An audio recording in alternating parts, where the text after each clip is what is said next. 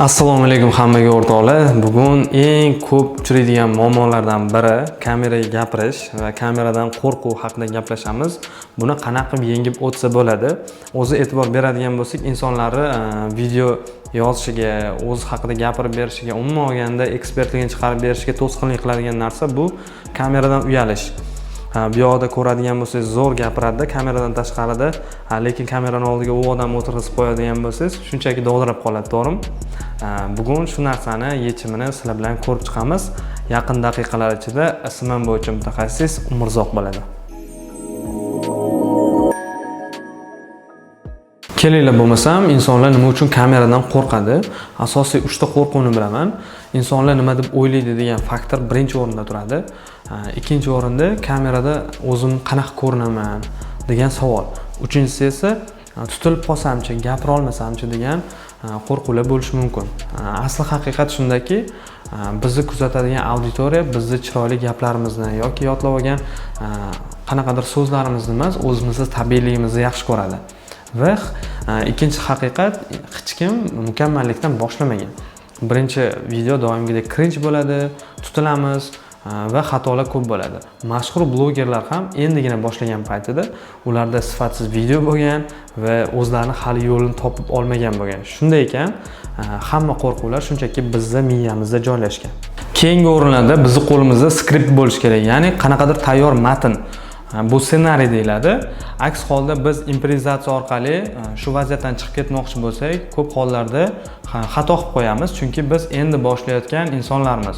Shuning uchun qo'limizda tayyor gap bo'ladigan bo'lsa, biz shu gapni bemalol aytib berishimiz mumkin. Lekin e'tibor bering, siz asosiy g'oyani eslab qolishingiz kerak. Gapni yodlashingiz emas u yerda. Asosiy g'oya qanday ko'rinishda bo'ladi? Muammo, sabab, yechim. Shu 3 ta narsaga qarab siz g'oyani eslab qolishingiz kerak bo'ladi. Kameraning oldidagi qo'rquvni yo'qotish uchun kichik qadamlardan boshlashimiz kerak.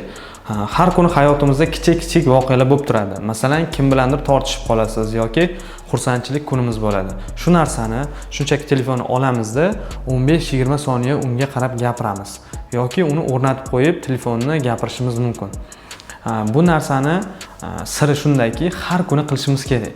Sababi, agar biz har kuni o'zimizni videoga olib gapiradigan bo'lsak, miyamizga shunaqa signal boradiki, bu narsa xavfli emas, ya'ni sen uchun xavf yo'q degan narsani signalini beradi. Bizni to'xtatib turadigan narsa miya hisoblanadi. Miya uchun doim noaniq narsa xavf sifatida tasdiqlanadi. Shunday ekan, biz miyamizni agar shunaqa kichkina videolar orqali o'rgatib oladigan bo'lsak, keyingi videolar juda ham oson bo'ladi. Keyingi o'rinda biz kameraning oldida qanaqa ko'ringanimiz yoki qanday gapirayotganimizdan ko'ra, biz nima beryapmiz, bizni kuzatayotgan tomoshabin qanday qiymat olayotganligi haqida ko'proq o'ylasak, bu bizni yutug'imizga ishlaydi. Bizni kuzatayotgan insonlar albatta obunachilar bo'lishi mumkin, bemorlar yoki mijozlar bo'lishi mumkin. Biz o'zimizdan ko'ra ularga berayotgan qiymatimizni ustunroq ko'radigan bo'lsak, kameraning oldida qanaqadir aktyor emas, rostakam o'zini ishini ustasi, ya'ni ekspert sifatida ko'rinamiz. Siz doimiy ravishda o'zingizni kontentlaringizni qo'yib, ekspertligingizni kelajakda ham ko'rsatib bormoqchi bo'lsangiz, shu narsani eslab qoling. Kameraning oldida gapirish bu sportga o'xshaydi. Turnik tortinayotgan insonni tasavvur qiling. Birinchi marta tortingan inson bilan 30 kun davomida tortingan insonning farqini. Shunday ekan, sizni doimo birinchi videoyingizdan ko'ra 10-videoyingiz yaxshiroq bo'ladi. 10-sidan ko'ra 50-si ancha mukammalroq ko'rinadi. 100-videodan keyin esa siz haqiqiy ekspert sifatida ko'rinasiz.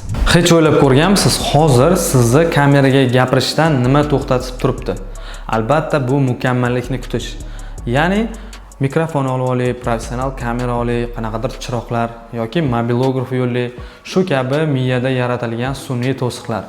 Aslida sizni shunchaki bahonalar to'xtatib turibdi va o'zingizni gapirish toningizni mukammal holatga keltirganimdan keyin gapiraman deb yurgan bo'lishingiz mumkin.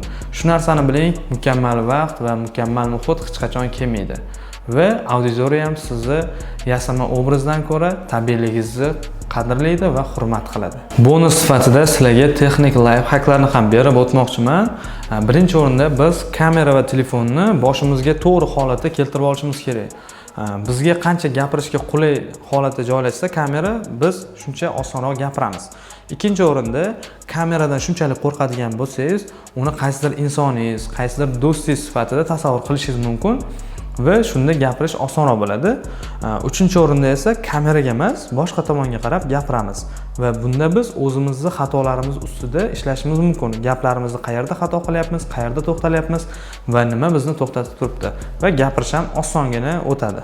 Sababi biz kameraga emas, boshqa tarafga qarab gapiryapmiz. To'rtinchidan, videoni 5 marta, 6 martalab qayta yozish bu normal hisoblanadi. Ayniqsa brozingiz olayotgan paytda bu juda ham ko'p uchraydi. Masalan, hozir menda shunaqa holat bo'lyapti. Endi videoni yakunlasak ham bo'ladi. O'ylaymanki, kerakli maslahatlarni berib o'tdim. Agar sizda qo'shimcha layfhaklar bo'ladigan bo'lsa, pastdagi izohlar bo'limiga yozing.